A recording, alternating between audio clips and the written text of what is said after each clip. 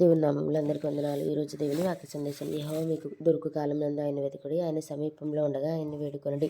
యెషయా గ్రంథం 55వ అధ్యాయం 6వ వచనం. ఇంట్లో చిన్నపిల్లలు ఉన్నారనుకోండి, వాళ్ళని నిద్రలేపి స్కూల్కి పంపడం ప్రతి ఒక్కరికి ఒక పెద్ద టాస్క్. వాళ్ళు త్వరగా లేవరు.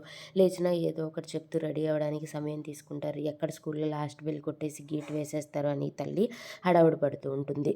ఇక్కడ తల్లి స్థానంలో యేసు ప్రభువును, స్కూల్ స్థానంలో పరలోకాన్ని, గేట్ స్థానంలో ప్రభు రాకడను ఊహించుకుంటే, ఒక బిడ్డని స్కూల్కి పంపి మంచి స్థానంలో ఉంచడానికి తల్లిదండ్రులు ఎలా ఆరాటపడతారో, దేవుడు కూడా పరలోకంలో జీవగ్రంథంలో నీ పేరు ఉండడం కోసం అంతే ఆరాటపడతారు. నీకు మంచి చెడు చెప్తూ, ఎలా బ్రతకాలో ఎలా బ్రతకూడదో చెప్తూ నిత్యము నిన్ను నడిపించడానికి తాపత్రయపడుతూ ఉంటారు. నిన్ను బ్రతిమాలుతారు చెడు మార్గంలోనికి పోవద్దు అని.